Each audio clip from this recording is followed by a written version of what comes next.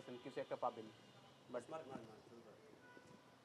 সাবেক সংসদ সদস্য রংপুর ৩ জনাব গোলাম মোহাম্মদ কাদের এবং তার স্ত্রী মিসেস শেরিফা কাদেরের বিরুদ্ধে দুর্নীতি দমন কমিশনে অনুসন্ধান চলমান।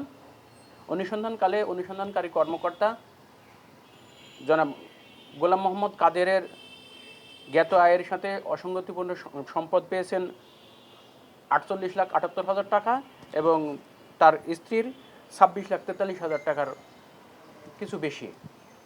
প্রেক্ষিতে অনুসন্ধানকারী কর্মকর্তা তাদের দুজনেরই সম্পদ বিবরণের নোটিশ জারি করেছেন। সমাজসেবা অধিদপ্তরের অধীন স্যার সলিমুল্লাহ এতিমখানার বিধিমালা লঙ্ঘন করে নিয়োগের অভিযোগে, কর্মচারী নিয়োগের অভিযোগে তত্ত্বাবধায়ক বডির 3 জন এবং 3 জন কর্মচারীর বিরুদ্ধে দুর্নীতি দমন কমিশনে মামলার অনুমোদন দিয়েছেন কমিশন।